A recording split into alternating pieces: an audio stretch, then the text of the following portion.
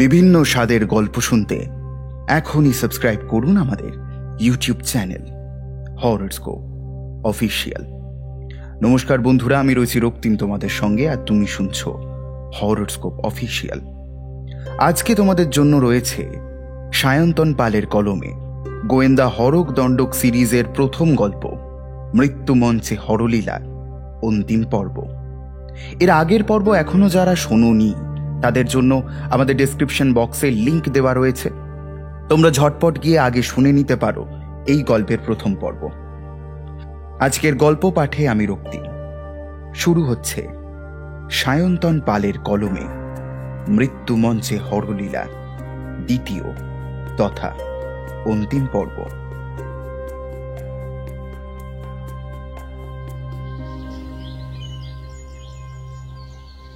একটা উপকার করে দিতে হবে মিত্রমশাই।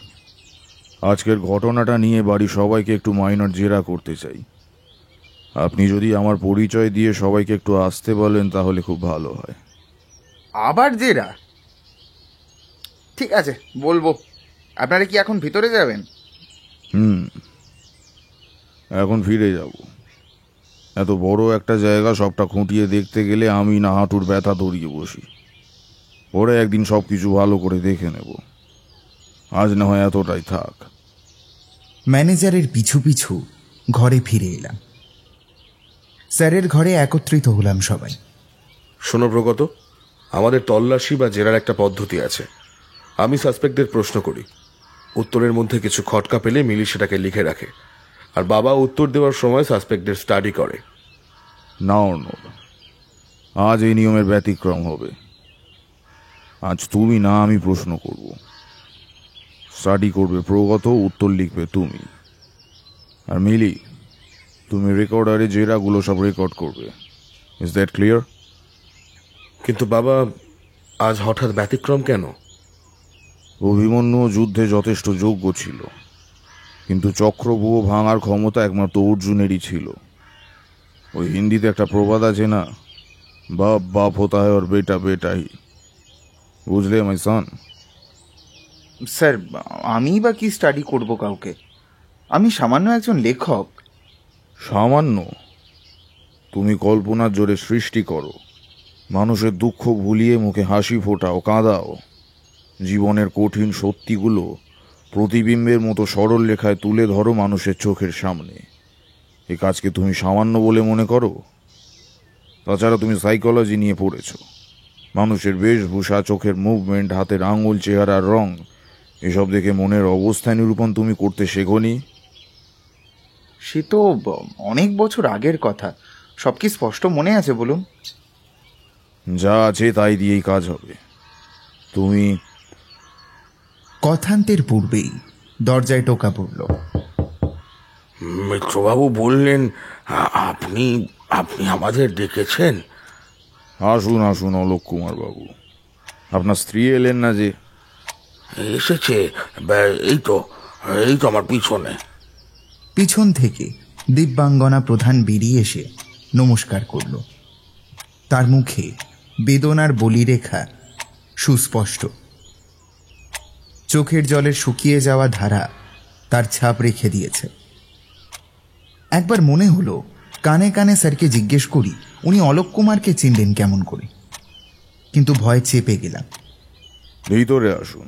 অর্ণব মিলি চেয়ার ছেড়ে দিয়ে খাটে উঠে বসল।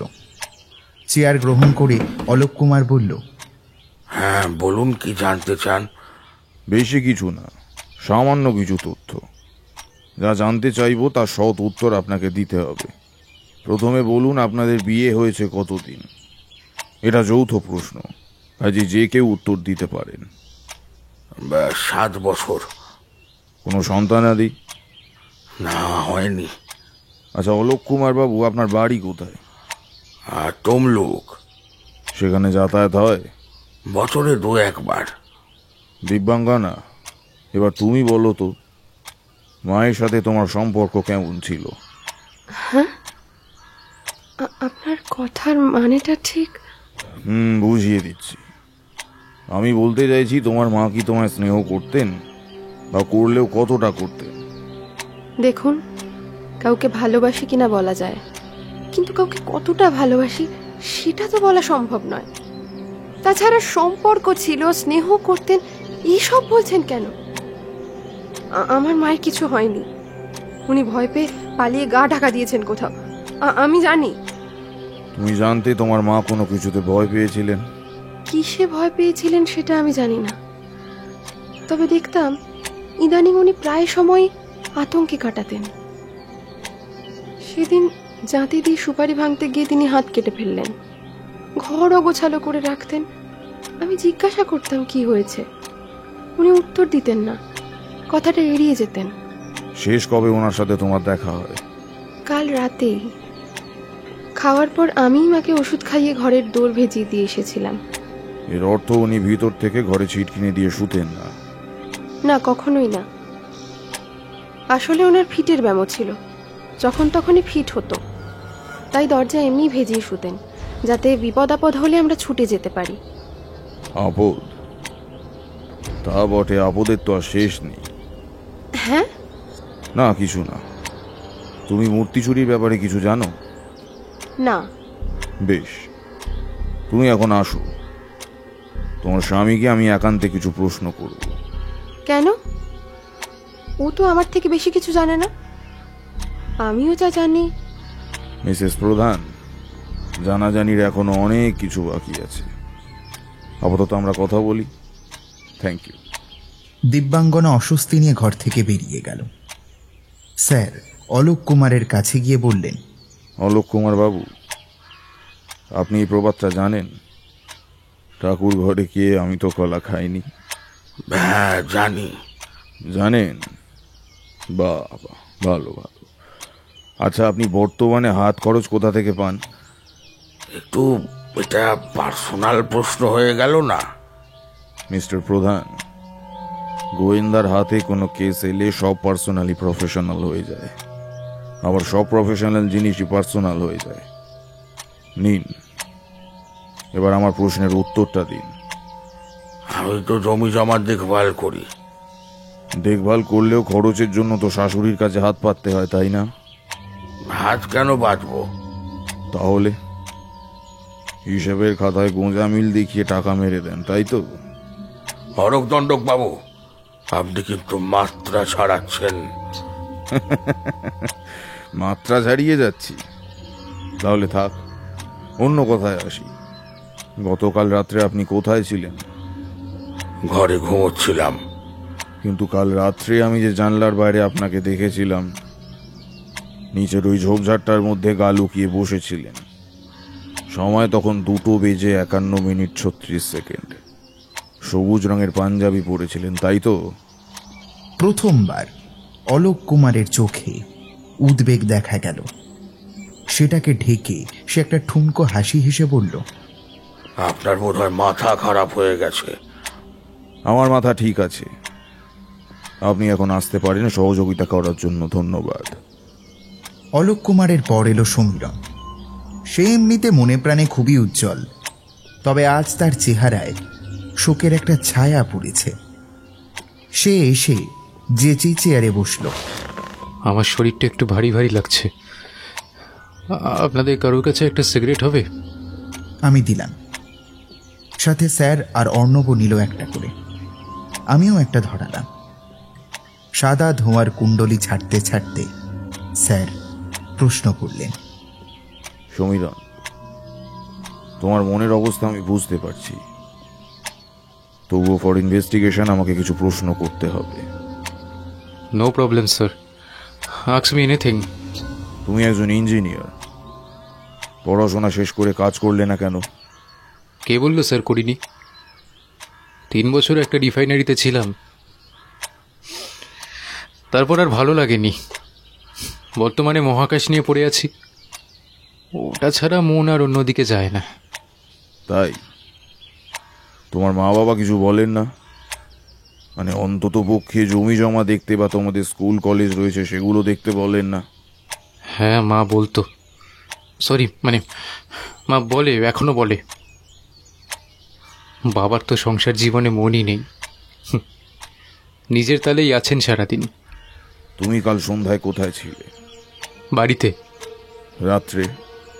ওই বাড়িতেই, আর ভোর রাত্রে নিজের বাসভবনে।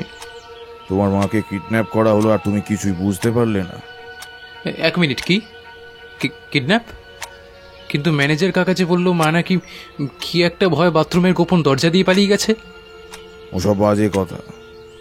শোনো সমীরণ, তোমার মাকে ইতিমধ্যেই 3 বার খুন করার চেষ্টা হয়েছে, আর এইবার খুনি বা খুনিরা রিস্ক না নিয়ে সরাসরি কিডন্যাপ করে নিয়েছে, এমনটাই আমার বিশ্বাস।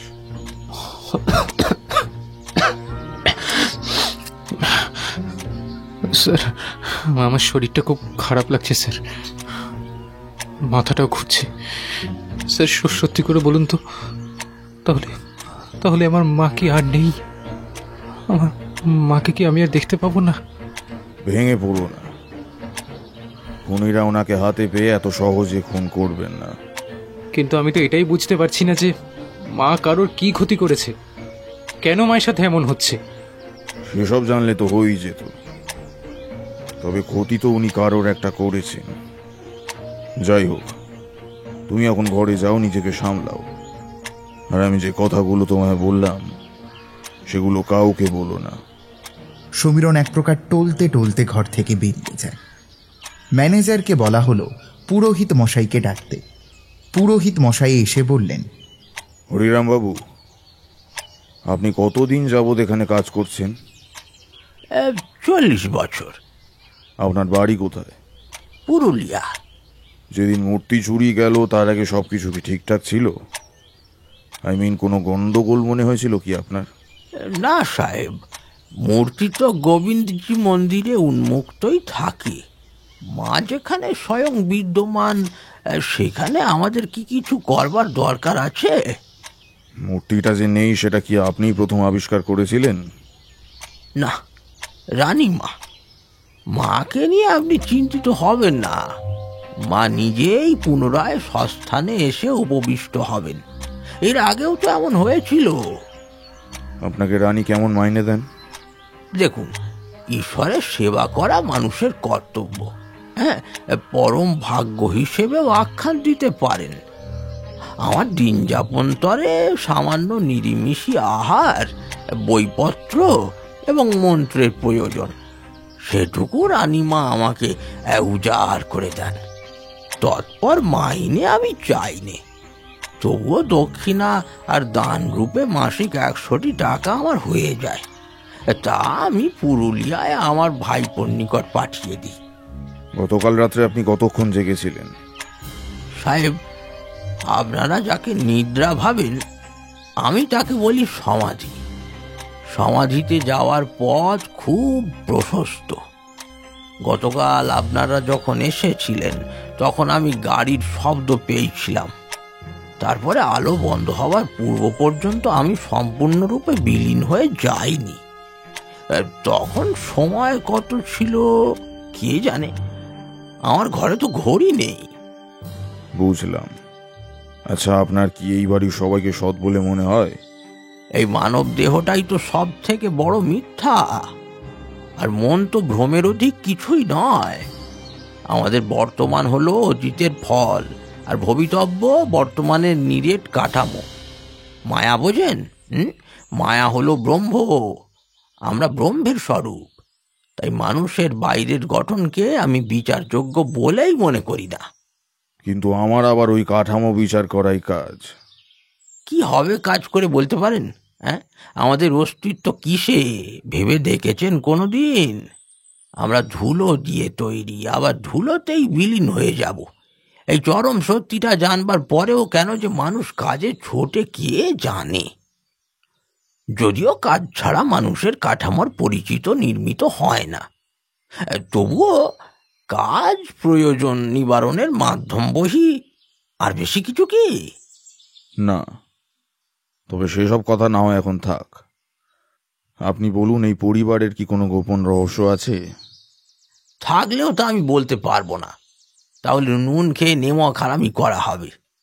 বেশ, আপনি এখন আসতে পারেন। আর হ্যাঁ, একটা কথা বলি, কাল আমি নবরত্ন গোবিন্দজি মন্দিরে একবার ঢুকবো, আপনি সেটার ব্যবস্থা করে দেবেন। যেমন আজ্ঞা সাহেব। উনি চলে গেলে ম্যানেজার এলো ঘরের ভিতর। বলছি, দুপুর তো হলো, এবার খাওয়া দাওয়াটা সেরে নেবেন, তারপর না হয় জেরা টেরা হবে আবার। সেসব পরে হবে। আপনি বরং এখন পরিতোষ সেনকে ডেকে দিন।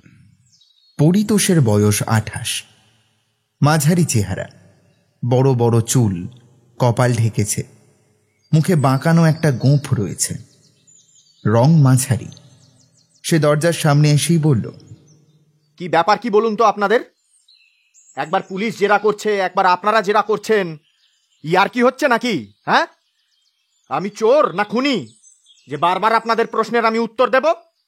স্যার চেয়ার ছেড়ে উঠে পরিতোষের কাছে গেলেন, তার কাঁধে হাত রেখে বললেন, তোমার বয়স কম, তাই রক্ত গরম, তাই চট করে মাথা গরম করে ফেলছো।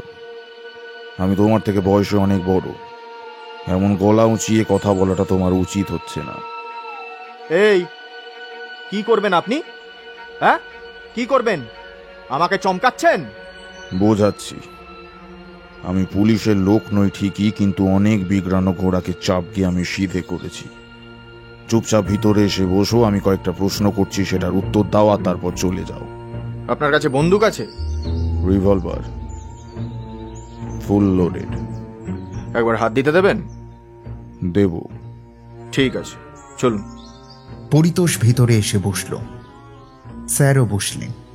পরিতোষ, তোমার সাথে এই বাড়ির সম্পর্ক কি? কেন রানী তোমাকে প্রতিপালন করেছেন? দেখুন, আমার বাবা কামার ছিল, এই বাড়ির জন্য অনেক অস্ত্রশস্ত্র বানিয়েছিল।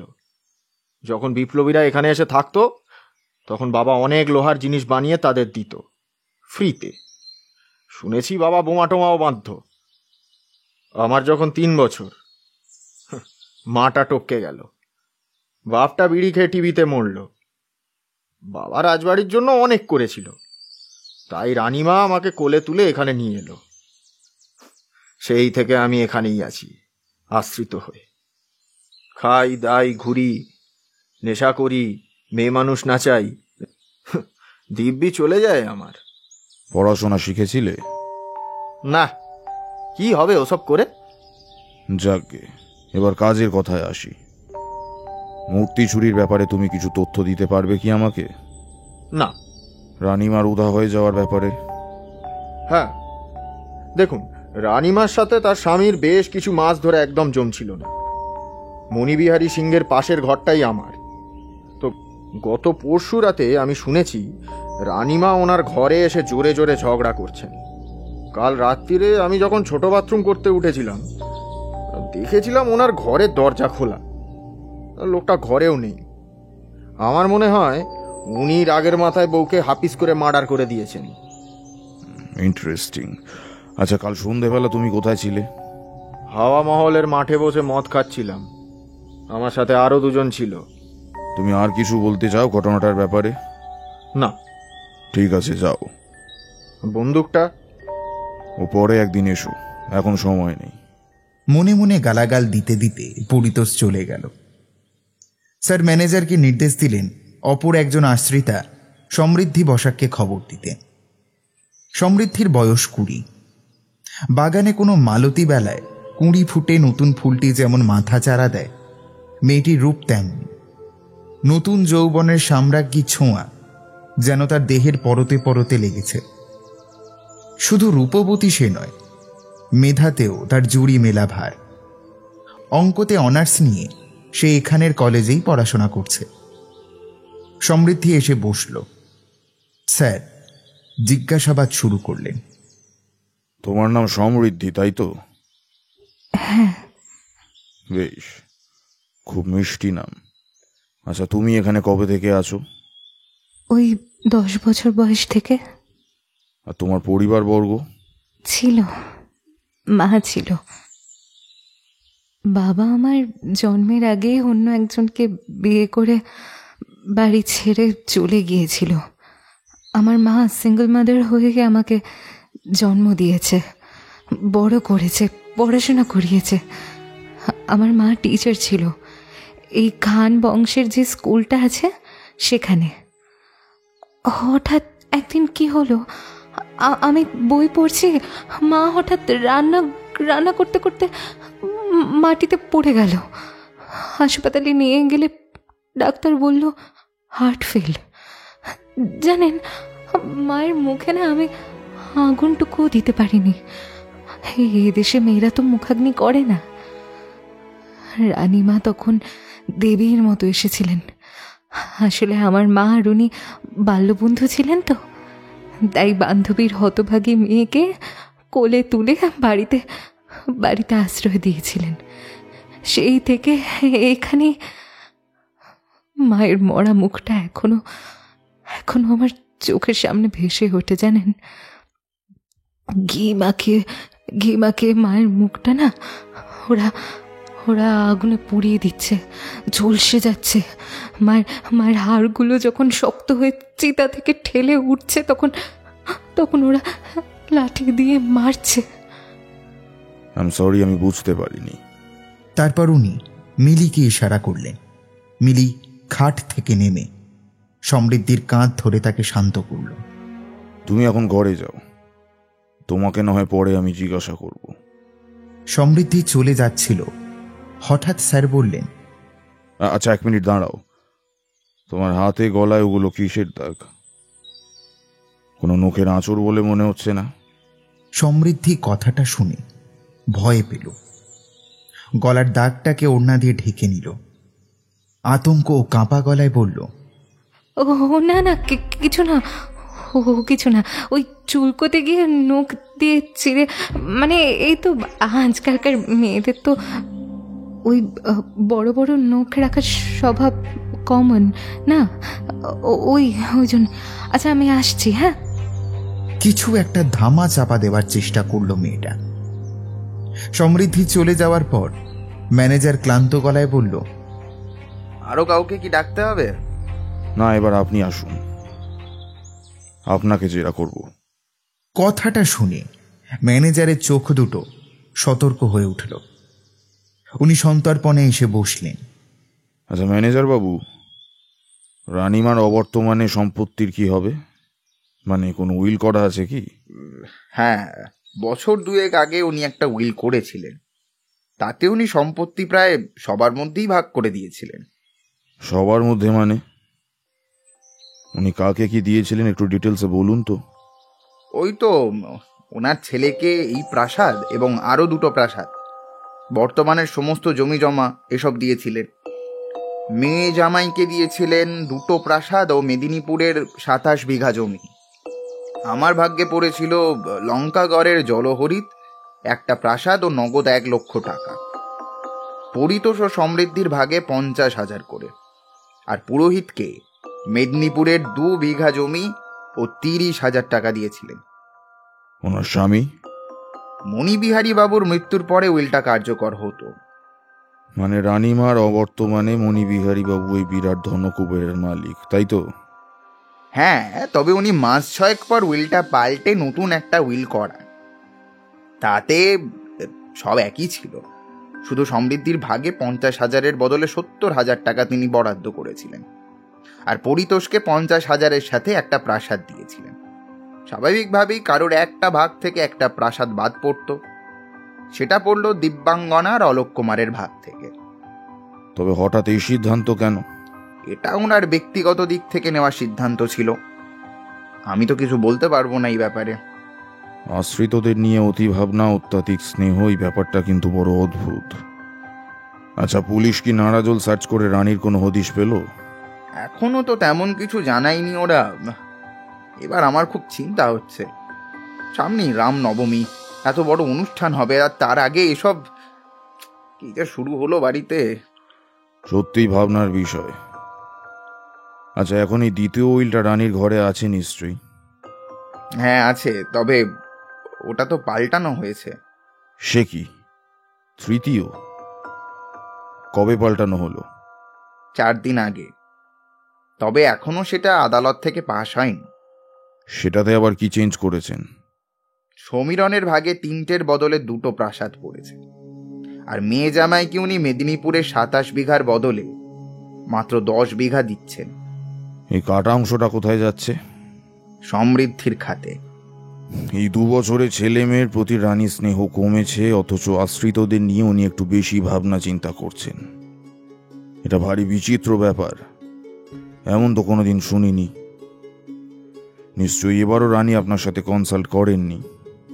না, এইবার উনি আমাকে সব বলেছিলেন। আসলে সমীরণ বা দিব্যাঙ্গনা এরা জন্মসূত্রে এমনি অনেক পাচ্ছে, কিন্তু পরিতোষ আর সমৃদ্ধি তারা ভবিষ্যতে যেন কোনো অসুবিধায় না পড়ে সেই জন্য এই ব্যবস্থা। আসলে কি বলুন তো, রানীমা ওদের দুজনকে ছেলেবেলাতেই কোলে তুলে নিয়েছিলেন। ওনার মৃত্যুর পরে যেন ওরা সম্মানের সাথে বাঁচতে পারে সেদিকে রানীমা খুবই নজর দিয়েছিলেন। আপনি কাল আমাদের ঘরে যাওয়ার পরই শুয়ে পড়েছিলেন কি? না, আমি কিছুক্ষণ রামনবমীর বাজেট নিয়ে বসেছিলাম। তারপর জানেন কি হলো? রাত যখন 2টোর কাছাকাছি হঠাৎ আমার ঘরের দরজায় টোকা পড়ল। আমি ঘাবড়ে গিয়েছিলাম। এত রাতে দরজা খুলে দেখি মণিবাবু দাঁড়িয়ে আছেন। কোনো কিছু না বলে উনি আমার ঘরে ঢুকে গেলেন। আমি দরজা বন্ধ করে ওনার সামনে এসে দাঁড়ালাম। বিশ্বাস করবেন না, ওই অত বড় বুড়ো মানুষটা খাটে বসে হাউ হাউ করে কেঁদে উঠল। আমি তো চমকে গেলাম। জিজ্ঞেস করলাম কি হয়েছে? কিচ্ছু বললেন না। প্রায় 10 মিনিট পর উঠে দাঁড়িয়ে আমার কাঁধে হাত রেখে বললেন,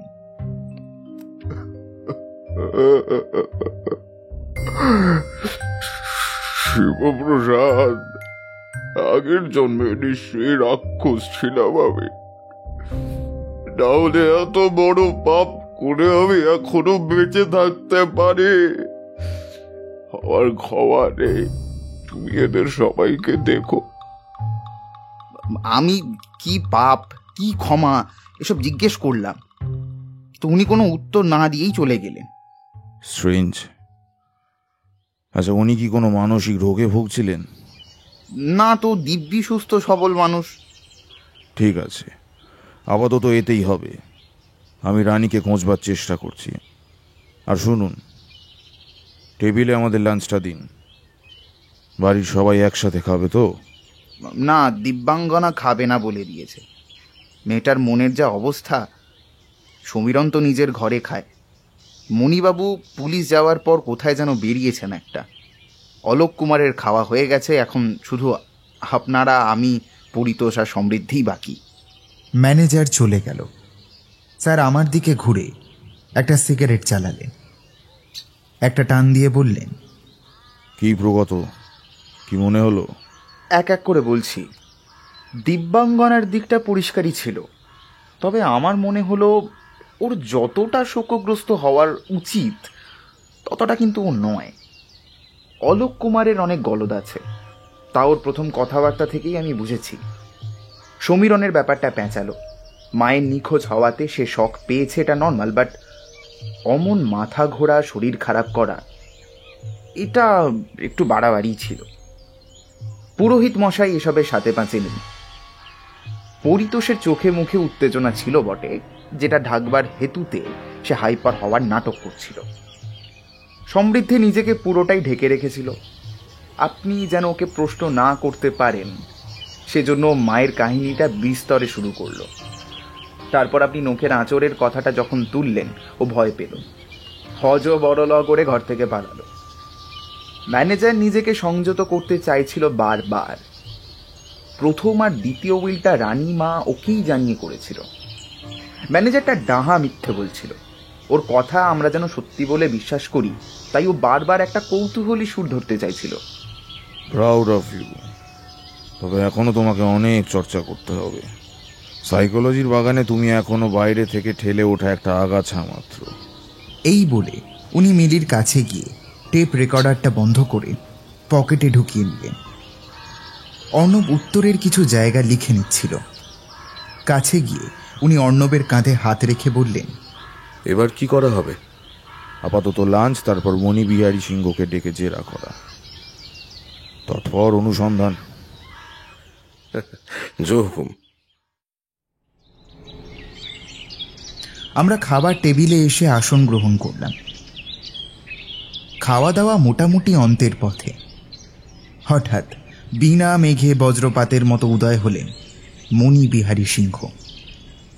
বড় বিধ্বস্ত দেখাচ্ছিল ওনাকে। আমাদের প্রতি আদেও দৃষ্টি নিক্ষেপ করলেন না, সোজা প্রবেশ করলেন নিজের কক্ষে। স্যার পাতের ভাতটুকু ফেলেই উঠে পড়লেন। আম সরি এভরিওয়ান, হর্নব মিলি প্রগত, কুইক, মণিবিহারী বাবুর ঘরে।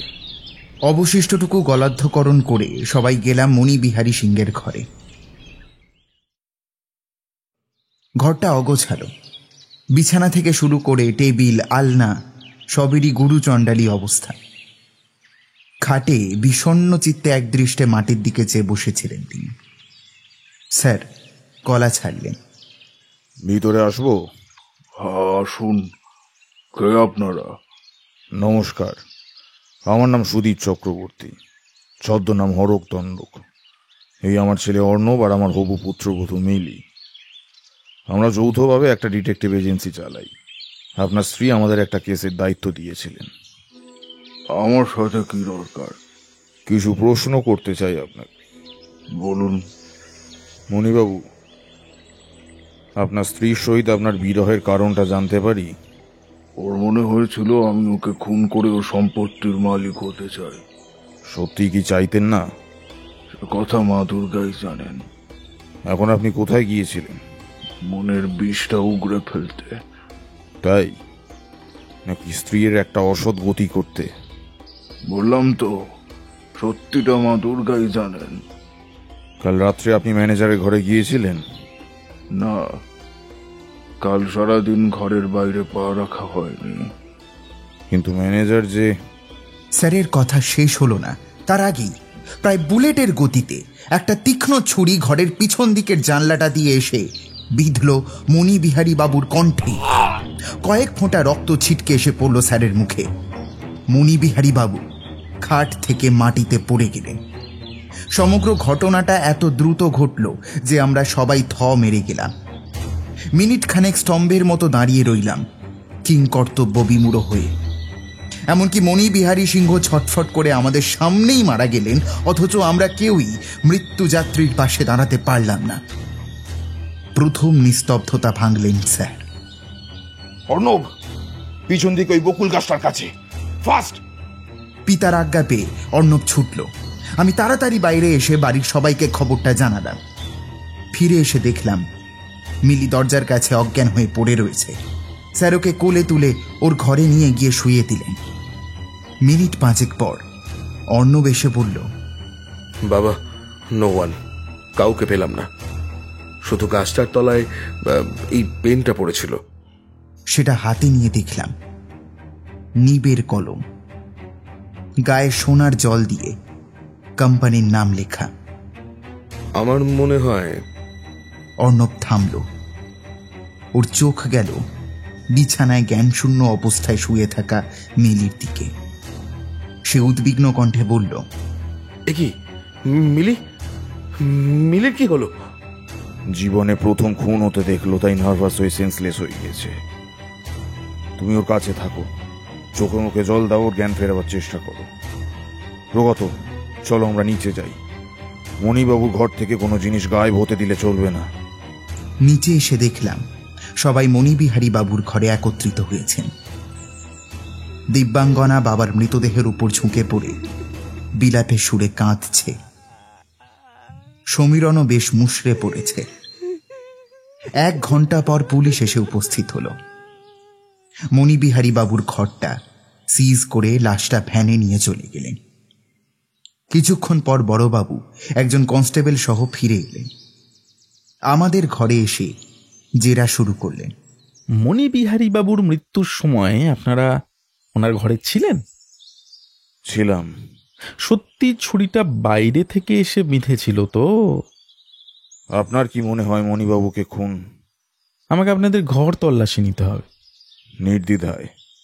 প্রথমে স্যারেরই ঘর, তারপর অর্ণব আর মিলির ঘর, এবং সবশেষে আমার ঘর তল্লাশি নিয়ে বড়বাবু পুনরায় চেয়ার গ্রহণ করেন। পেলেন কিছু? না, তবে শুনুন মশাই, এক যাত্রায় পৃথক গেলে ফল টুকে যেতেও পারে। আমরা একত্রে কাজ করলেই এ কেসের মঙ্গল। তাছাড়া জলে আছি যখন কুমিরের আঘাতটা যৌথভাবে প্রতিরোধ করাই ভালো। নিজেদের মধ্যে রেষারেষি করে লাভ কি? বর্তমানে বাড়ির সদস্যরা বিপদগ্রস্ত, তাই সুরক্ষাই সর্ববৃহৎ কর্তব্য এখন। লেকচারটা ভালো, তবে খগেন তলাপাত্রের এই সামান্য ব্যাপারে কোনো টিকটিকির প্রয়োজন নেই। হ্যাঁ, আমার নামে অপরাধীদের পিলে চমকায়, বুঝলেন? বেশ, আমার কথার গুরুত্ব না বুঝলে আমারও কিছু করার নেই। বড়বাবু তার লেজুর নিয়ে বেরিয়ে গেলেন। একটা সিগার জ্বালিয়ে স্যার ঘরের দরজাটা বন্ধ করে দিলেন। চেয়ার টেনে বসে বললেন, এবারে জেরার ভিত্তি অনুসারে মনের ভাবনাগুলোকে একটু ভালো করে ঝালিয়ে নেওয়া যাক। প্রগত, তুমি বলো, কাকে কাকে তুমি কংসের তালিকায় অন্তর্ভুক্ত করতে চাও, আর কাকে তুমি শ্রীকৃষ্ণের পাণ্ডব বর্গে স্থানাভুক্ত করতে চাও? আমার ম্যানেজারের কথাগুলো একটু সন্দেহজনক বলে মনে হলো। উনি বলেছিলেন গতকাল রাত্রে মণিবিহারী বাবু ওনার ঘরে গিয়েছিলেন, কিন্তু মণিবিহারী বাবু কথাটা অস্বীকার করলেন। তাছাড়া উইলের ব্যাপারটা আমরা বিশ্বাস করবই বা কেন? সেটা আমরা নিজের চোখে তো দেখিনি। মূর্তি চুরির ব্যাপারে যদি বলি, তাহলে ওই গোবিন্দজি মন্দিরে কিন্তু পুরোহিত আর রানীমা ছাড়া ম্যানেজারেরই অগাধ প্রবেশের অধিকার ছিল। আবার অলোক কুমারকেও সন্দেহের তালিকায় চোখ বন্ধ করে ফেলা যায়। আর মিলি? আমি এই মুহূর্তে কোনো মন্তব্য প্রকাশ করতে চাই না। অলরাইট। অর্ণব? আপাতত আমি সমীরণকে সন্দেহ করছি। সে কি, কেন? সেই বেচারা তো ভালো ছেলে। একটা কথা তুমি ভুলে যাচ্ছ প্রগত, সমীরণ কেমিক্যাল ইঞ্জিনিয়ার। তো কি হয়েছে তাতে? তাতে কি হয়েছে? তাতে হয়েছে এই যে, তোমার কাছে যে কাগজটা এসেছিল তার মধ্যে লেখা সেই molybdenum, iodine, bismuth, hydrogen, nickel, এগুলো কিন্তু সব কেমিক্যাল গ্যাসই। তাছাড়া নিচ থেকে বল ছুঁড়ে জানলার কাঁচ ভেঙে সেটা ঘরে ঢোকানোর জন্য যে বিপুল বলের প্রয়োজন, সমীরণের ব্যায়াম করা শরীরে তা যথেষ্ট আছে। এছাড়াও আজ জেরার সময় ওর শরীর খারাপের ওভার অ্যাক্টিংটা তোমারও কি দৃষ্টি এড়ায়নি? তুমি বলতে চাইছো বলটা আমার ঘরে সমীরণ ফেলেছিল? কিন্তু কেন? কারণ জানতে হলে আগে আমাদের খুঁজতে হবে কাগজের ওই লেখাগুলোর অর্থ। তবে হতে পারে ওটা তোমাকে প্রেরিত একটা হুঁশিয়ারি বার্তা। রানীমার সন্তানদের ভাগ থেকে কেটে আশ্রিতদের উন্মুক্ত হস্তে দানের ব্যাপারটা হয়তো সমীরণের পছন্দ হয়নি। হয়তো দিব্যাঙ্গনা আর ওর স্বামীও সমীরণের সাথে যুক্ত। কি বাবা, ভুল বললাম? না, ইনফ্যাক্ট এই কথাগুলো আমারও মনে হয়েছে। কিন্তু স্যার, সমীরণের সাথে মিশে আমার কিন্তু কখনোই এসব মনে হয়নি। চোখ আর মন অনেক সময় মিথ্যে কথা বলে। আপাতভাবে 6কে 6 লাগলেও উল্টে দিলে সেটা 9 হয়ে যায়, তাই নয় কি? চেহারা দেখে মানুষ চেনার বয়স তোমার এখনো হয়নি। মানুষের আসলটা মানুষ চিরকাল লুকিয়েই চলতে ভালোবাসে। যাই হোক, বর্তমানে তোমাদের কি করণীয় সেটা বলি। কাল ভোরে আমি আর অর্ণব গোপনে ঢুকবো রানীর ঘরে। উদ্দেশ্য একটাই, সম্পত্তির উইলগুলো দেখা এবং ঘরটা চিরুনি তল্লাশি করে দেখে নেওয়া। মিলি, তুমি কাল থেকে অলোক কুমার এবং দিব্যাঙ্গনার উপর নজর রাখবে। ওরা কি করছে, কোথায় যাচ্ছে সেটা ফলো করবে। আর প্রগত, তুমি দেখবে সমীরণকে। দরকার পড়লে সমবেদনা জানাবার ছুতোয় বারবার ওর ঘরে ঢুকবে। আর ম্যানেজার তোমার ভাগে অর্ণব। Is that clear? সবাই মাথা নাড়লাম। সেদিনের মতো সভা ভঙ্গ হলো। পরদিন কথা মতো স্যার আর অর্ণব রানীমার ঘরে ঢুকল। উইল বা ঘরে কোথাও তেমন গোলমাল পাওয়া গেল না। ম্যানেজার যুধিষ্ঠিরের মতোই সত্য বলেছিল। আমি যতটা সম্ভব সমীরণকে নজরে নজরে রাখলাম। সে সারা দিনটাই কপাট বন্ধ করে রাখল। গোটা দিনটা কাটল ঠুঁঠো জগন্নাথ হয়ে। রাত্রে অটোপসির পর পুলিশ মণিবিহারী সিংহের মৃতদেহ নিয়ে চলে গেল। মোটামুটি নিয়মকানুন সেরে মৃতদেহ শ্মশানের উদ্দেশ্যে নিয়ে গেল সবাই। বেলা নাগাদ অন্ত্যেষ্টিক্রিয়া সম্পন্ন করে ফিরে এলো সবাই। বিকেলের দিকে লেখার খাতাটা খুলে সবেমাত্র বসেছি, হঠাৎ একটা বড় পাথর এসে ঘরে পড়ল জানলার ভাঙা কাঁচটা দিয়ে। বুকটা ধরফর করে উঠল একবার। উঠে পাথরটাকে পরীক্ষা করে দেখলাম, না, সেদিনের মতো কোনো কাগজ বা ওই জাতীয় কিচ্ছু নেই, পাথরের একটা টুকরো মাত্র। কিন্তু এই পাথরটা ছোঁড়বার অভিপ্রায়। জানলাটা খুলে দিলাম, কেউ নেই সেখানে। হঠাৎ ধরাম ধরাম শব্দ করে দরজাটা কেঁপে উঠল। খুলে দেখি স্যার গলদ ঘর্ম অবস্থায় দাঁড়িয়ে রয়েছেন। ঘরে ঢুকে হাঁপাতে হাঁপাতে বললেন, ইম্পসিবল। ওই হালকা বল নিচ থেকে ছুঁড়ে দোতলার কাঁচ ভাঙা ইম্পসিবল। প্রগত, something is missing, something is missing. ও, তার মানে পাথরটা আপনি ছুঁড়ছেন? কিন্তু সেটা আসল কথা নয়। আসল কথা হলো ওরকম হালকা একটা জিনিস ছুঁড়েই জানলার আশেপাশেও আনা সম্ভব নয়। কিন্তু বিশ্বাস করুন, আমি আপনাকে মিথ্যে বলিনি। বলটা... আমি কি বলেছি তুমি মিথ্যে কথা বলছো? আমি কেবল বলতে চাইছি যে গাছটা অচিরে বেড়ে উঠেছে তার গোড়াতেই গলদ রয়েছে।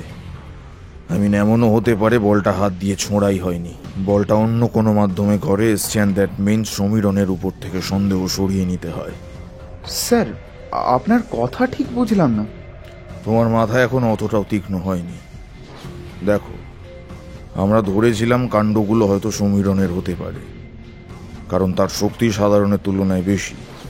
কিন্তু বল প্রয়োগ ছাড়াই যদি ওই দুভাগা বল এবং কাগজটাকে নিক্ষেপ করা হয়ে থাকে, তাহলে দেখা যাচ্ছে যে ব্যক্তিটাই কাণ্ডটার পিছনে দায়ী তার সেরকম শক্তির প্রয়োজন হয়নি। সেক্ষেত্রে আমরা সমীরণকে সন্দেহের তালিকা থেকে বাদ দিতেই পারি। উফ, ব্যাপারটা এত জটিল না? নারী হৃদয়ও এহেন জটিল নয়। শুধু নারীকে দোষ দেওয়া কেন? মানুষ মাত্রই তো জটিল। তবে আমার কি মনে হয় জানো প্রগত, শুধুমাত্র মূর্তির জন্য এত কিছু কেউ করবে না। সম্পত্তি যদি ভোগ করার কথা ওঠে, তাহলে এখনো তো সবাই নির্দ্বিধায় নিশ্চিন্ত গৌরাঙ্গ হয়ে সব দিব্যি ভোগ করছে, বিলাসবহুলিত জীবনযাপন করছে। টাকার জন্য এত উতলা কেউ হবে? নিশ্চয়ই এর থেকে বড় কিছু আছে, যেটা হাতাতে পারলে উইলের ভাগের দিকেও তাকাতে হবে না, আর ভবিষ্যতে নিয়েও চিন্তায় পড়তে হবে না। মানে হয়তো জিনিসটা হিডেন কোনো ট্রেজার, সেটার জন্যই হয়তো রানীর এত বিপদ উপস্থিত হচ্ছিল। আমার সাথে ওনার যদি দেখা হতো, তবে উনি হয়তো সেই কথাটা আমাদের বলতেন। একটা কথা আমি আপনাদের জানাইনি, আসলে এই নাড়াজলে সত্যি একটা গুপ্তধন রয়েছে। এই রাজবাড়ি বা রাজবাড়ি সংলগ্ন অঞ্চলে কোথাও দুটো সুড়ঙ্গ পথ রয়েছে। সেই দুটো পথ এসে মিলে একটা জায়গায়। সেখান থেকে পৌঁছানো যায় একটা পাতাল ঘরে। ঘরের নিচে আরো একটা ঘর। সেই ঘরে একটা রহস্যময় দরজা, যেটা গুপ্তধন প্রাপ্তির পথের সবচেয়ে বড় বাধা। আজ থেকে 10 বছর আগে হরপ্রসাদ শাস্ত্রী নামক একজন লেখক তার বইয়ে এই গুপ্তধনের কথা প্রথম লেখেন। তিনিও আমার মতো লেখার জন্যই এখানে থাকতেন। হরপ্রসাদ বাবু নাকি নিজের চোখে দেখেছিলেন সেটাকে। তার লেখা পড়ে ছুটে আসে সংবাদ মাধ্যম আর রেডিওর লোকেরা। ব্যাস, রাজবাড়ি থেকে চাপ দিয়ে সেই বই বাজার থেকেই সরিয়ে দেওয়া হলো। শুধু সত্যি বলবো স্যার, আমি নিজেও 2-3 বার গুপ্ত সুড়ঙ্গ দুটো খোঁজবার চেষ্টা করেছি। মাই গড, তুমি সব আগে বলবে তো। দাঁড়াও, অর্ণবার মিলিকে ডাকি। এক্ষুনি সুড়ঙ্গের সন্ধানে বার হতে হবে। এক্ষুনি তো অন্ধকার হয়ে যাবে স্যার।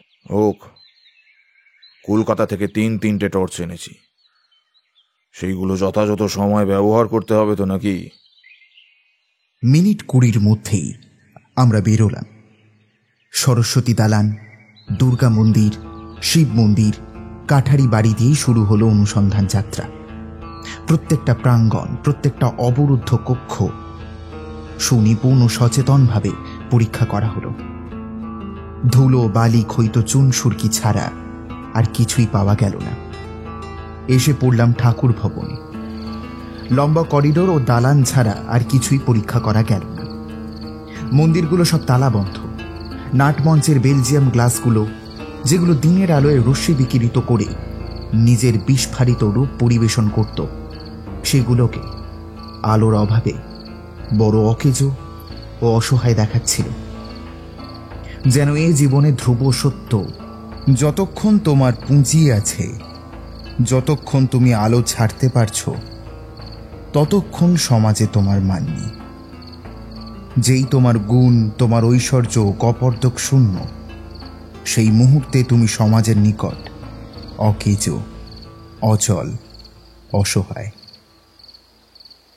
ঠাকুর ভবনও আমাদের শূন্য হস্তে বিতাড়িত করল। এবার পালা প্রাসাদের। রাজবাড়িতে মোট 6টি প্রাসাদ, একটার পিছনে আর একটা। আমাদের প্রাসাদ পড়ে তৃতীয় স্থানে। প্রথম প্রাসাদের চারিদিক অসামান্য ডিজাইনে ভরা। কোথাও স্থান পেয়েছে দেবদেবী, কোথাও বংশের রাজা জমিদাররা, আবার কোথাও পৌরাণিক চিত্র। নিচতলার ঘরগুলো সবকটা দেখা হলো। সেখান থেকে বেরিয়ে গেলাম দ্বিতীয় প্রাসাদে। এটা আমি আগেই খুঁজে দেখেছিলাম। এক পরিবার কালো বাদুর, কয়েক পাল মাকড়সা আর এক পাল ইঁদুর ছাড়া কিচ্ছু নেই সেখানে। পঞ্চম প্রাসাদের পরপরে চুনিলাল খানের মহল। পঞ্চম প্রাসাদে সবে ঢুকেছি, আমার চোখে পড়ল চতুর্থ প্রাসাদের একটা ঘরের জানলায় একটা লোক জানলা দিয়ে উঁকি মেরে আমাদের দেখছে।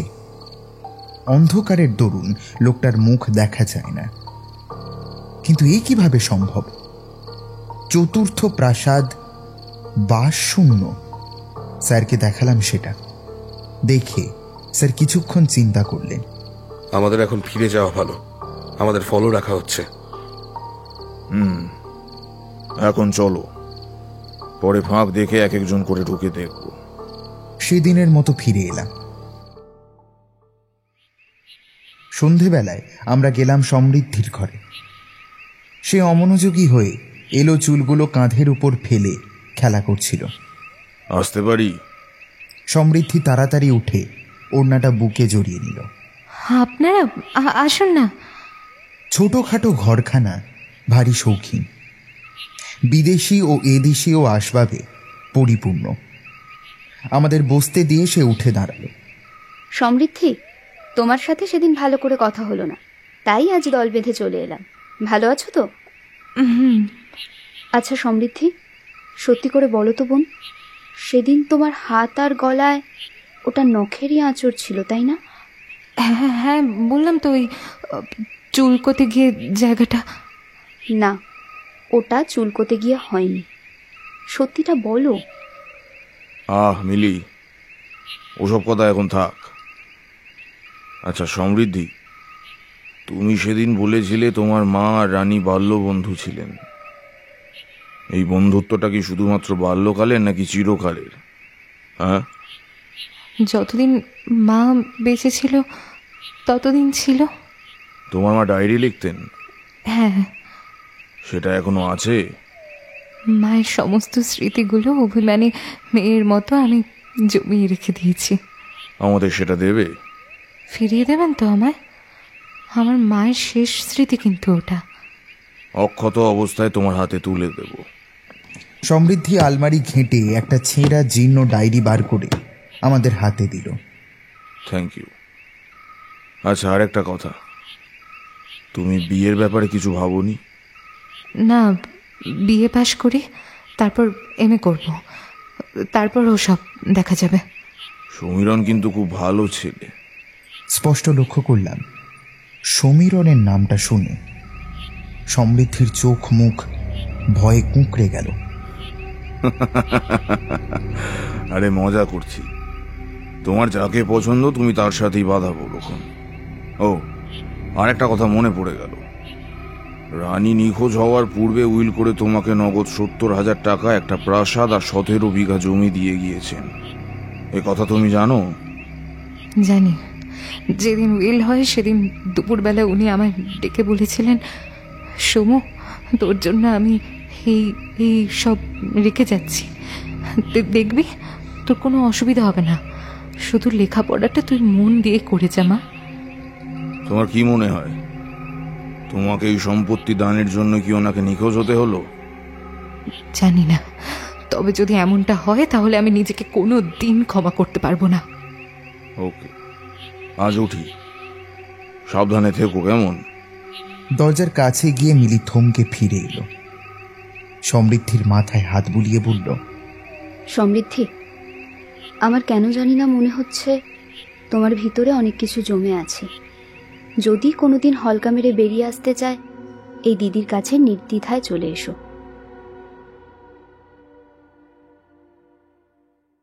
পরের দিন ভোরবেলা ছুটলাম স্যারের কাছে। তখনও অবশ্য ভোরের আলো ফোটেনি। গিয়ে দেখি সেদিনের মতো হাতে লণ্ঠন নিয়ে উনি আগুনের দিকে নিষ্পলক দৃষ্টে চেয়ে আছেন। সবাই এখন ঘরে আছে স্যার, যাবেন নাকি গুপ্তধনের সন্ধানে?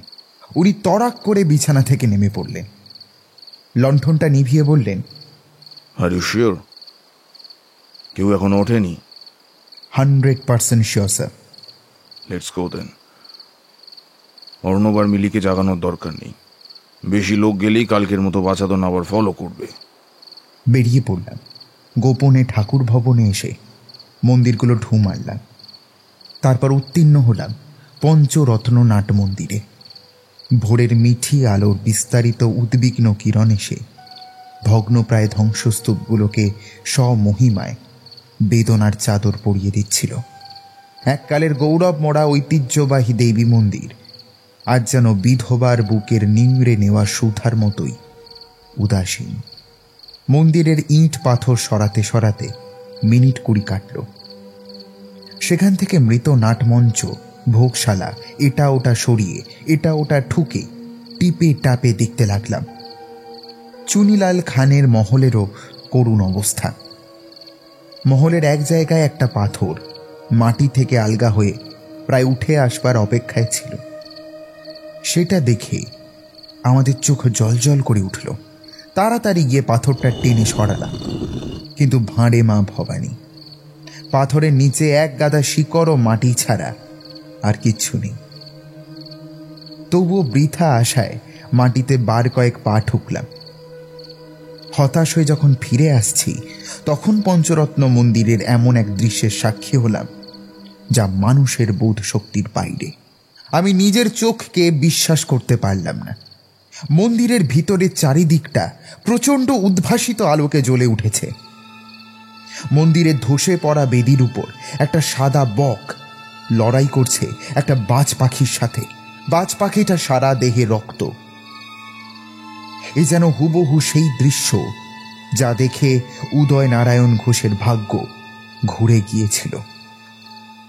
স্যার দুহাত তুলে প্রণাম করলেন, আমিও করলাম। আমাদের দেখা মাত্রই পাখি দুটো উড়ে গেল, সঙ্গে সঙ্গে আলো গেল নিভে। স্তম্ভিতের মতো বিমূঢ় হয়ে খানিকক্ষণ দাঁড়িয়ে থাকবার পর আমরা ছুটে গেলাম সেখানে। কি আশ্চর্য! বেদির উপর কয়েক দশক ধরে জমে থাকা ধুলো পলেস্তারা সরে গেছে। বেদির বাঁ দিকে চোখ পড়ল একটা ত্রিশূল আঁকা চিহ্ন। কিছু না ভেবে স্যার চিহ্নটার উপর হাত বসিয়ে দিল। সঙ্গে সঙ্গে বেদিটা কলের দরজার মতো ডান দিক থেকে বাঁ দিকে সরে গেল। উন্মোচিত হলো নিচে নামার একটা সিঁড়ি। বিস্ময়ে আমার মুখ তখন হাঁ হয়ে রয়েছে। ওহে দুলাল, তোরে কোথা কোথা না খুঁজেছি, অথচ মায়া মোড়ে দেখিতে দেয় না। আমার আমিতেই তুই বিরাজি।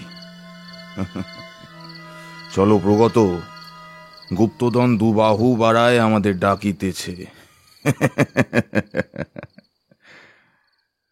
সিঁড়ি দিয়ে প্রথমে নামলেন স্যার। আমিও টর্চ জেলে নেমে পড়লাম। সিঁড়ি ঠিক নয়, মাটি কেটে সুরকির গাঁথুনি করে খাঁচ খাঁচ করা। মিনিট 5 মধ্যেই সিঁড়ি শেষ হলো। এসে পড়লাম একটা অন্ধকার সরু সুড়ঙ্গ পথের মুখে। এই তবে গুপ্ত সুড়ঙ্গ দুটোর একটা। জায়গাটা উপন্যাসে পড়া রাজস্ব ভাণ্ডারের কোনো গুপ্তধনের গুহার মতোই। নিঃশ্বাস নিতে কষ্ট হচ্ছিল। তবু স্যার বুড়ো মানুষ হয়ে প্রাণপণ এগিয়ে চলেছে দেখে কষ্টটা মনেই চেপে গেলাম। কিছুক্ষণ পর সুড়ঙ্গ এত সরু হয়ে গেল যে হামাগুড়ি দিয়ে চলতে হলো। মিনিট 10 পর আমরা এমন এক জায়গায় এসে পড়লাম যেখানে সুড়ঙ্গটা দুদিকে বেঁকে গিয়েছে। কোন দিক যাওয়া বাঞ্ছনীয় ভাবছি, এমন সময় দূর থেকে একটা গোঙানির শব্দ ভেসে এলো। একটা মানুষ যেন কাতরভাবে শেষ প্রাণ শ্বাস নিয়ে ডাকছে। বাঁদিকের টানেল। আমরা বাঁদিকের টানেল দিয়ে যত দ্রুত চলা সম্ভব চললাম। গোঙানির শব্দ বাড়ছে। প্রায় 20 মিনিট হামাগুড়ি দেবার পর আমরা এলাম একটা পাতাল কক্ষে।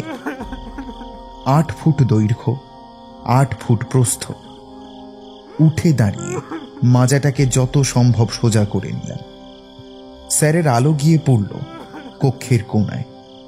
মুহূর্তের জন্য হাত পা দুটো কেঁপে উঠল একবার। মনে হলো নিঃশ্বাস বন্ধ হয়ে যাবে। ঘরের কোণায় হাত পা মুখ বাঁধা অবস্থায় পড়ে আছেন নারাজলের রানী লীলাবতী খান। চোখ দুটো আমার কেমন দুলে আসছে। অন্ধকারে ভুল দেখছি না তো? স্যার ধাক্কা দিলেন। ওনার হাত পা আর মুখটা খুলে দাও তো। আমরা ছুটে গিয়ে ওনাকে মুক্ত করলাম।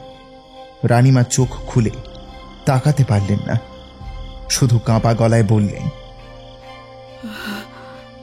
মেরে দেবে, সবাইকে মেরে দেবে,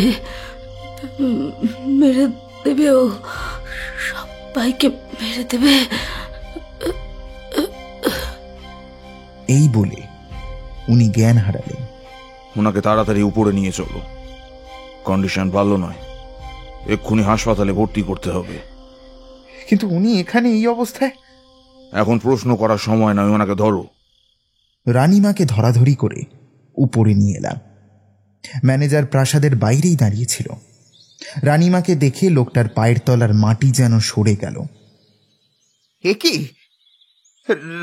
রানীমা? এ কি সত্যি না স্বপ্ন? মিত্রমশাই, ড্রাইভারকে জলদি ডাকুন। হতবাক না হয় পরে হবেন, যে কোনো সময় একটা ভালো মন্দ কিছু ঘটে যেতে পারে। ম্যানেজার ছুটল। 5 মিনিটের মধ্যেই নতুন ড্রাইভার নীলকান্ত গাড়ি নিয়ে এসে হাজির হলো। আমরা রানীমাকে নিয়ে এলাম হাসপাতালে। খবরটা পেয়ে বাড়ির সবাই ছুটে এলো, একমাত্র সমীরণ ছাড়া। স্যার অলোক কুমারকে জিজ্ঞেস করল, সমীরণ এলো না? ওকে কি খবরটা দেওয়া হয়নি? জানাতে গিয়েছিলাম, কিন্তু সে দরজাই খুললো না। খুললো না? স্যারের ভ্রুজোড়া কুঞ্চিত হয়ে গেল। কি যেন গভীরভাবে ভাবলেন। তারপর ম্যানেজারকে বললেন, নীলকান্ত কোথায়? নিচে। প্রগত, কমন। স্যার ছুটল, ছাত্রও ছুটল। নীলকান্তকে নিয়ে গাড়িতে উঠলাম। হরক দণ্ডকের হুকুম হলো, জলদি গাড়ি ভাগাও, চলো রাজবাড়ি। বাড়িতে পৌঁছে স্যার ছুটে গেল সমীরণের ঘরের দিকে। সমীরণের ঘরে এসে দেখলাম তার দরজা ভিতর থেকে বন্ধ। দরজা ভাঙো। দরজা ভাঙতেই নীলকান্ত চিৎকার করে উঠল, ছোট সাহেব! বিছানা ঘর লণ্ডভণ্ড। বিছানার উপর উপুর হয়ে রক্তাক্ত দেহে পড়ে আছে সমীরণ। তার গলায় একটা স্টিলের কাঁটা চামচের কিছুটা ঢুকে রয়েছে। তার প্রাণহীন চোখ দুটো এমনভাবে খোলা যেন সেটা দিয়েই মৃত্যুর পূর্ব মুহূর্তে সমীরণ প্রাণ ভিক্ষা চেয়েছিল। স্যার মৃতদেহটা ভালো করে পরীক্ষা করল। ঘরের কোনায় একটা পেপার ওয়েস্ট ফেলবার ডাব্বা ছিল। সেটার ভেতর থেকে একটা কাগজ বার করে উনি পড়তে লাগলেন।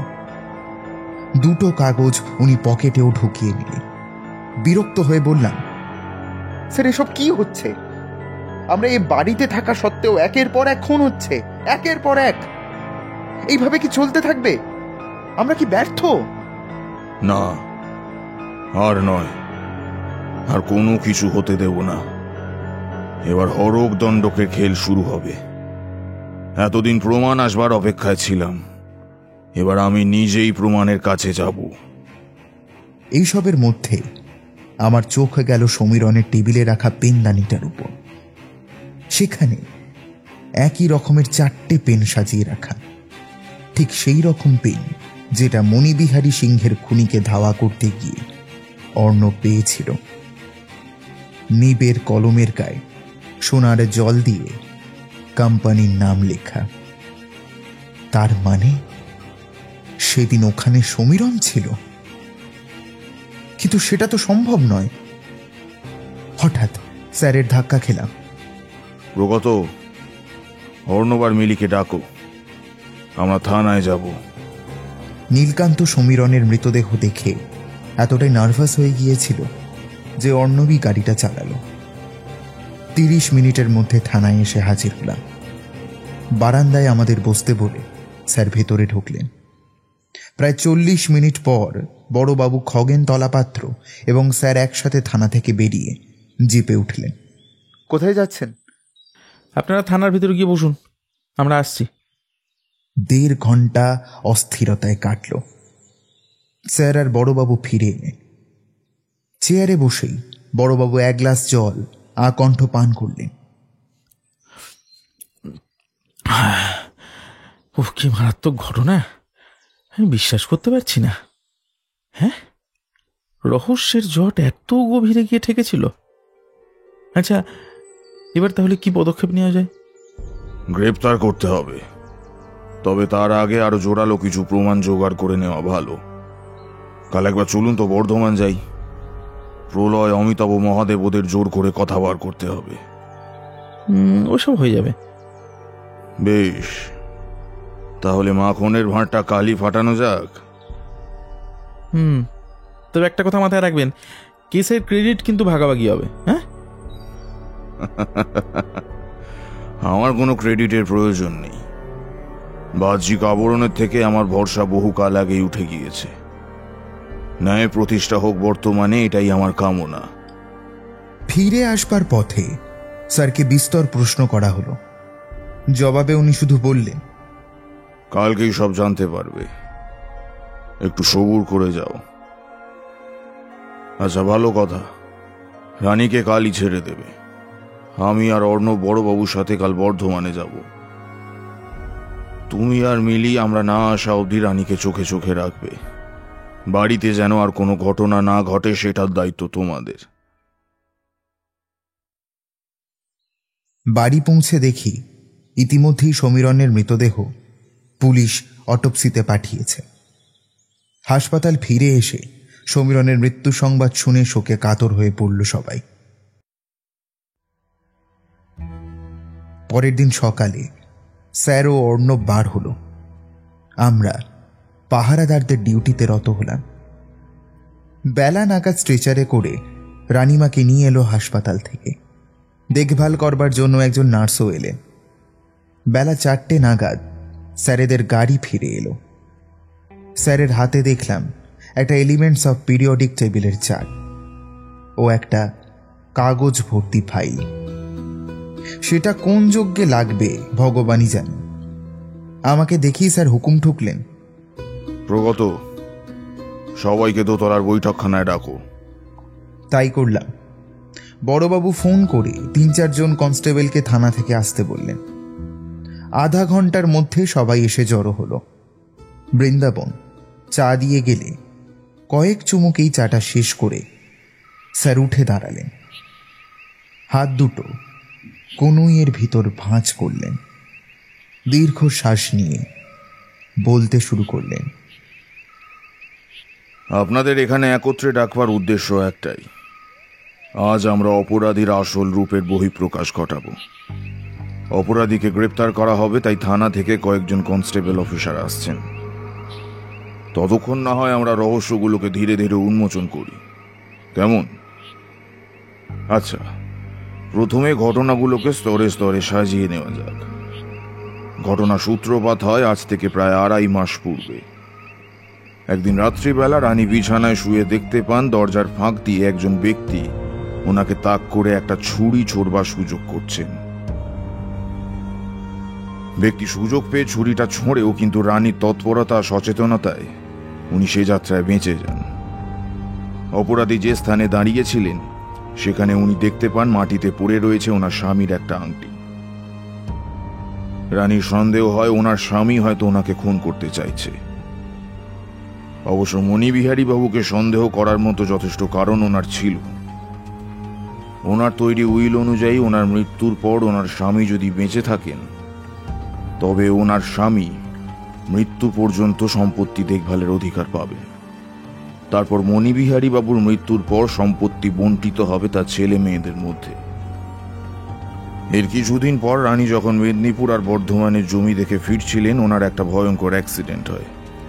উনি বুঝতে পারেন ওনার ড্রাইভার ইচ্ছা করেই ব্রেক কষেননি, কিন্তু ঘটনার পর থেকে সেই ড্রাইভারকে আর খুঁজে পাওয়া যায়নি। তারপর বেশ কিছুদিন সব নিস্তব্ধই ছিল। একদিন রাত্রিকালে আমার ছাত্র প্রগতর ঘর থেকে রানীমা কিছু শব্দ শুনতে পান। যেহেতু ওনার ঘরটা প্রগতর ঘরের পাশেই, উনি উঠে গিয়ে প্রগতর ঘরের সামনে আসেন। ঠিক সেই সময় মশাল নিভিয়ে কেউ ওনার উপর আক্রমণ করে। একটা ইঞ্জেকশন সে রানীকে ফোটাতে চেয়েছিল, কিন্তু ব্যর্থ হয়। অন্ধকারেও রানী বুঝতে পারেন লোকটার গায়ের শালটা আসলে ম্যানেজারের। সেদিন রাতে আরো একটা ঘটনা ঘটে। প্রগতর ঘরে কেউ একটা বল ছুড়ে মারে।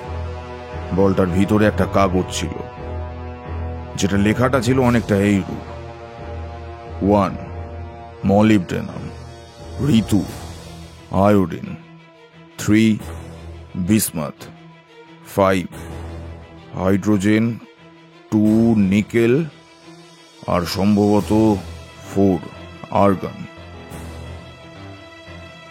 পরের দিনই সকালে জানা যায় বংশের কুলদেবী জয় দুর্গার অষ্টধাতুর মূর্তিটা চুরি গিয়েছে। রানী বিপদ মনে করে প্রগতর মাধ্যমে আমাদের ডেকে পাঠালেন। আমরা আসলাম।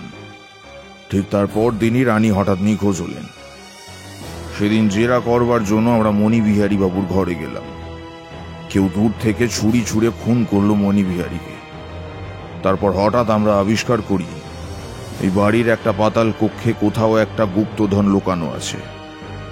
সেই গুপ্তধনের পথ আমরা খুঁজে বার করি এবং সেইখানেই হাত মুখ বাঁধা অবস্থাতে রানীকে খুঁজে পাই।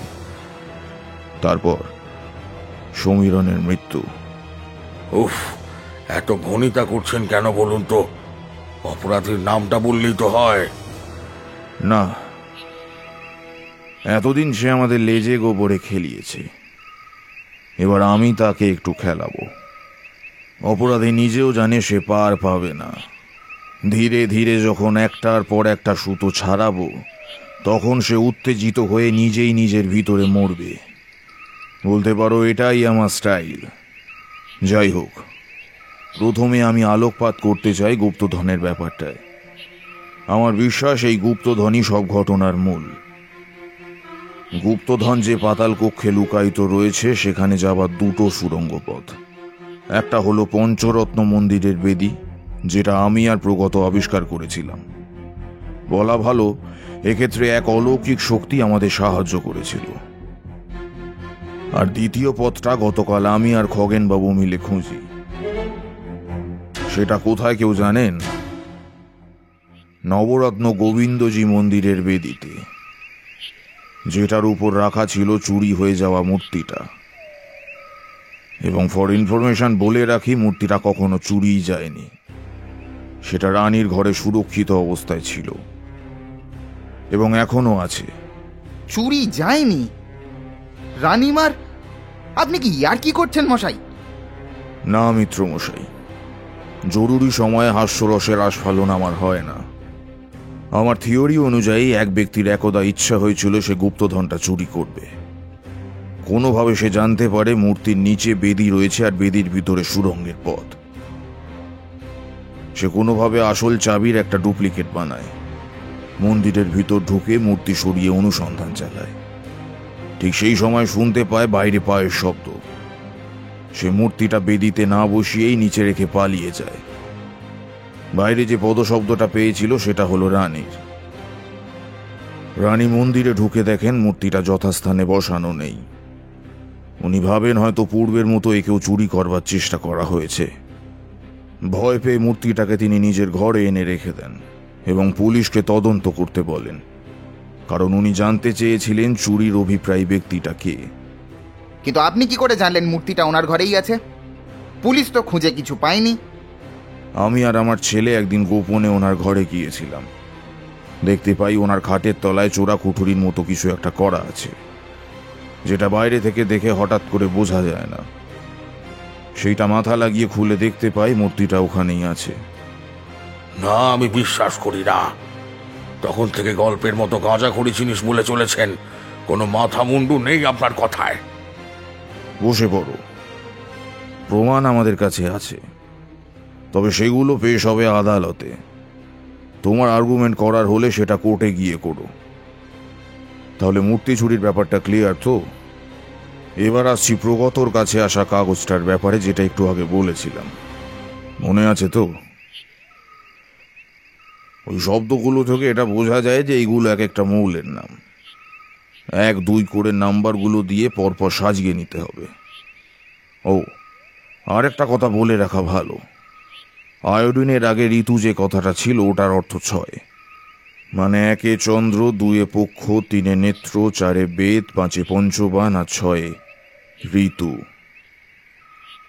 অতএব পরপর সাজালে জিনিসটা হচ্ছে এইরকম: 1 molybdenum, 2 nickel, 3 bismuth, 4 argon, 5 hydrogen আর 6 আয়োডিন।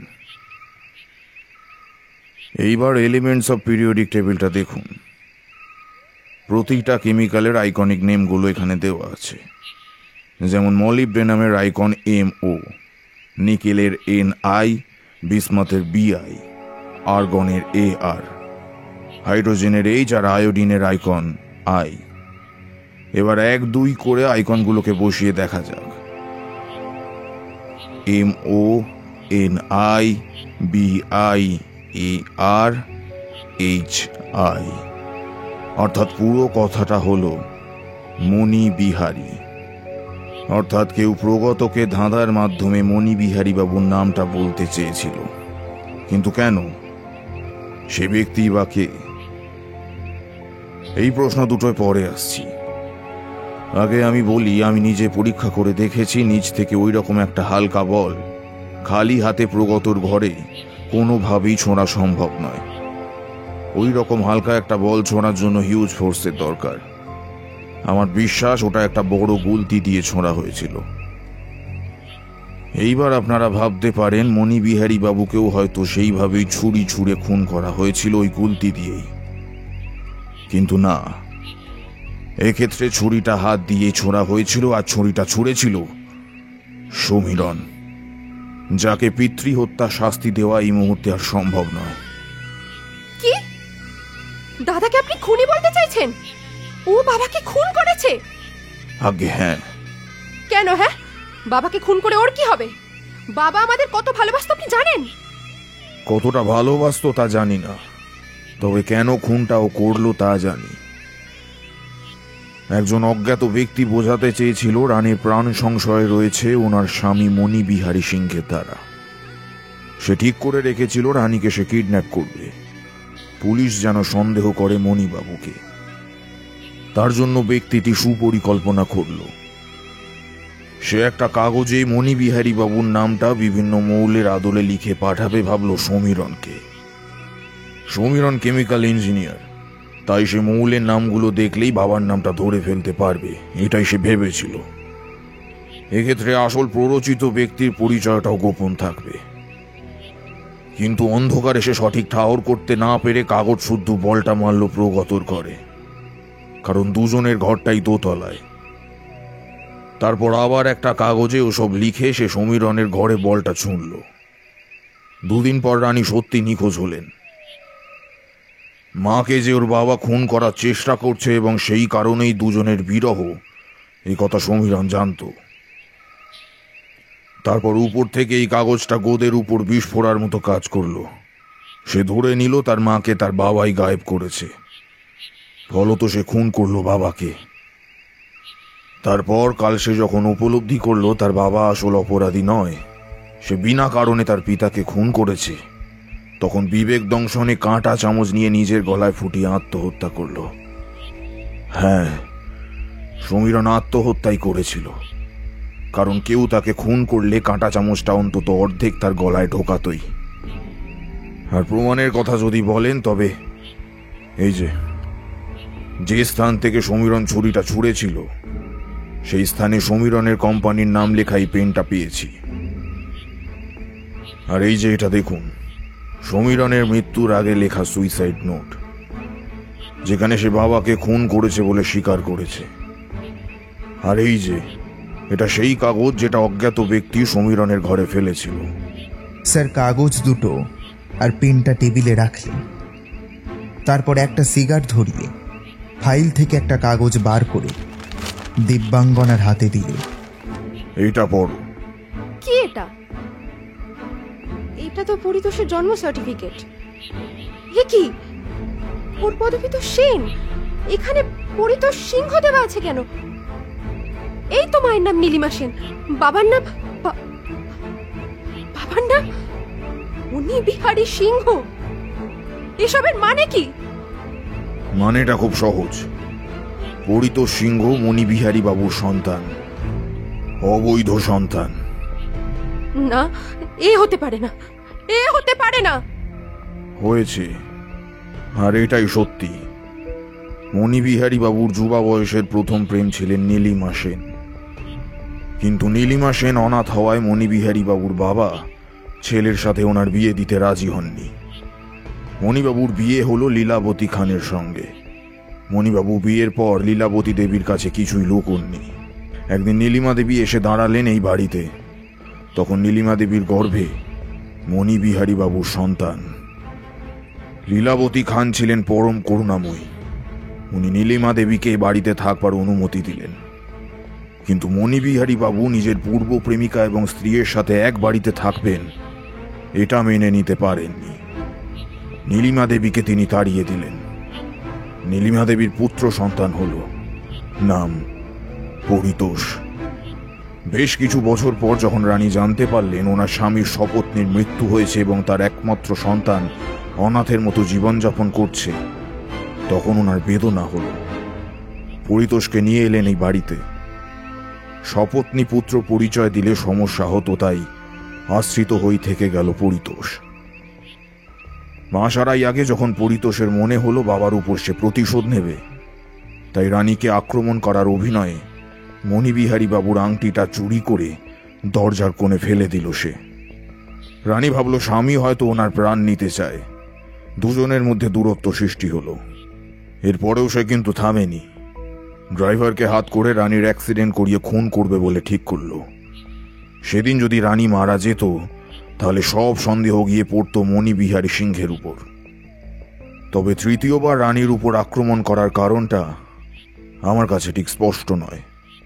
যাই হোক, এমন সময় পরিতোষ জানতে পারল সম্পত্তি ভাগের ব্যাপারটা। সে অবৈধ সন্তান বলে বিশেষ কিছু পায়নি, কিন্তু সমৃদ্ধি অনেকটা পেয়েছিল। তাই সে ভাবল সমৃদ্ধিকে বিয়ে করে যদি তার সম্পত্তির ভাগটা হাতানো যায়। সে সমৃদ্ধিকে প্রেমের প্রস্তাব দিল, কিন্তু সমৃদ্ধি তা অস্বীকার করল। এমতো অবস্থায় রেগে গিয়ে পরিতোষ সমৃদ্ধিকে আক্রমণ করল। কি সমৃদ্ধি, তোমার হাত আর গলায় নখে নাচোরটা পরিতোষের তো? নীলিমা দেবী, রানী আর মণিবিহারী বাবুর ব্যাপারটা আমি জেনেছি সমৃদ্ধির মায়ের এই ডায়েরিটা থেকে। এই নাও সমৃদ্ধি, তোমায় কথা দিয়েছিলাম তোমার মায়ের স্মৃতি আমি অক্ষত অবস্থায় ফিরিয়ে দেব। এইবার কোনো উপায় পাওয়া যাচ্ছে না দেখে পরিতোষের মাথায় ঢুকলো গুপ্তধনের ব্যাপারটা। এই বাড়িতে যে একটা গুপ্তধন আছে এই কথাটা অল্প বিস্তর সবাই এখানকার জানে। পরিতোষ ভাবলো ব্যাপারটাও যাচাই করে দেখবে। ও খোঁজও পেল নবরত্ন গোবিন্দজি মন্দিরের বেদির নিচে সুরঙ্গের একটা গোপন সিঁড়ি। সেটা আবিষ্কার করতে গিয়ে রানী এসে পড়লেন। রানী ভাবলেন কেউ মূর্তি চুরি করতে এসছে। মূর্তিটা উনি লুকিয়ে রাখলেন। পরিতোষ কিন্তু দমল না। সে গুপ্তধনের সন্ধান করে ফেলল, কিন্তু মুশকিল হলো গুপ্তধন যে কক্ষে আছে সেই কক্ষের দরজা খোলবার জন্য কিছু ধাঁধা আর কিছু অলংকারের প্রয়োজন, যা কেবল রাজবংশের বংশধরেরাই জানত। এ কথা আমি পুরোহিত মশাইয়ের কাছেই শুনেছি। পরিতোষ ঠিক করলো রানীকে অপহরণ করবে। রানীকে দিয়ে কক্ষের দ্বার খুলিয়ে গুপ্তধন নিয়ে রানীকে খুন করবে, আর ব্যাপারটা কাক পক্ষীতেও জানবে না। কি পরিতোষ, কিছু ভুল বললাম নাকি? ভুল? ভুল কেন? আপনি তো ভাই ভেড়ার মতন কথা বলছেন।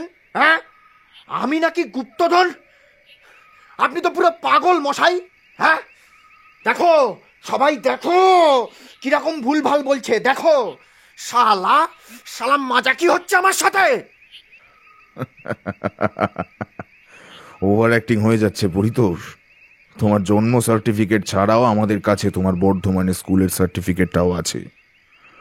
তুমি যে নারাজলে ক্যাটাপুলা কম্পিটিশনে ফার্স্ট হয়েছিলে তার প্রমাণ আছে। কাল তুমি যখন হাসপাতালে ছিলে তখন তোমার ঘরে আমি আর খগেনবাবু দুটো বড় গুলতি আর কটা ঘুমের ইঞ্জেকশন পেয়েছিলাম। আর এসবও যদি যথেষ্ট না হয় তবে বলে রাখি, তোমার বন্ধু প্রলয়, মহাদেব আর অমিতাভকে অ্যারেস্ট করা হয়েছে। তারা তোমার বিরুদ্ধে সাক্ষীও দিয়েছে। তুমি এখন...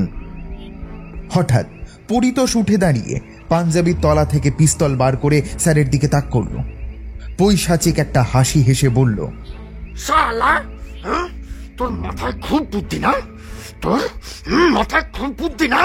বল, শুয়োরের বাচ্চা, তোর আজকে মাথাটাই উড়িয়ে দেবো, মাথাটাই উড়িয়ে দেবো আমি। দেখ, তুই শুনতে চাস তো? শুনতে চাস তো সব কথা আমার মুখ থেকে? হ্যাঁ শোন, আমি করেছি সব, সব আমি করেছি।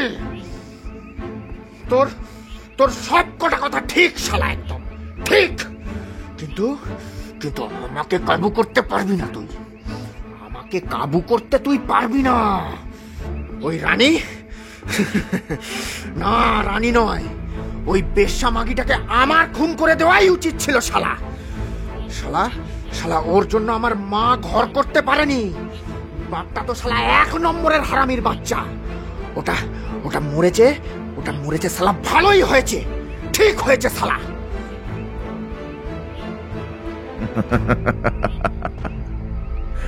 অকৃতজ্ঞের যদি চেহারা হতো তাহলে তোমার মতোই হতো বোধ হয়। যিনি বিপদ অবস্থায় তোমার প্রাণ আশ্রয় দিলেন, তোমাকে লালন পালন করলেন, আজ তাকেই এমন ভাবে গালিগালাজ করছো। এই এই বেশি কথা বললে মাথার বদলে মুখেই করব গুলিটা। হ্যাঁ, বড়বাবু যেই কোমর থেকে রিভলভারটা বার করতে গেলেন, পরিতোষ অমনি ট্রিগার চেপে দিল। গুলিটা 1 ইঞ্চি তফাতে স্যারের কানের পাশ দিয়ে বেরিয়ে গেল। অর্ণব ছুটে গিয়ে পরিতোষের চোয়ালে ঘুষি বসিয়ে দিল একটা। পরিতোষ পড়ল। অর্ণব তার হাত মুচকে ঘুরিয়ে দিয়ে হাত থেকে পিস্তলটা কেড়ে নিল। হরক দণ্ডকের জন্মই হয়েছে দণ্ড দেওয়ার তরে, যে রাখে সেই মারে। পরিতোষ দৌড় মারল সিঁড়ির দিকে, কিন্তু 3 জন কনস্টেবল তখন সিঁড়ি দিয়ে উঠে আসছিল। তাদের হাতে ধরা পড়ল পরিতোষ। বড়বাবু চর মারতে মারতে জিপে তুলে নিয়ে গেলেন পরিতোষকে। বিরাট একটা ধাক্কা নিয়ে যে যার ঘরে ফিরে গেল। রাত্রিবেলা খাওয়া দাওয়ার পর স্যার এলেন আমার ঘরে। আমার কাঁধে হাত রেখে বললেন, ভালো থেকো প্রগত, আর তোমার বইয়ের জন্য বেস্ট অফ লাক। কাল ভোর 5টা ট্রেনে কলকাতা ব্যাক করব। অত ভোরে তোমায় আর জাগাবো না, তাই এখনই বলে গেলাম। জাগাবেন কেন? আমি তো এমনিতেই জেগে থাকবো। কাল আপনাদের সাথে আমিও ফিরছি। সে কি? তাহলে তোমার বই? কারণ নতুন প্লট আমি পেয়ে গিয়েছি। লীলাবতী খানের গল্প, মণিবিহারী সিংহ, নীলিমা দেবী, পরিতোষের গল্প, সমীরণ, ম্যানেজার, এসব কি কম রহস্যের? পাঠক মহলে খুবই জমবে। ইনফ্যাক্ট আমি গল্পের নামও ঠিক করেছি। কি বলুন তো? মৃত্যু মঞ্চে হরলীলা।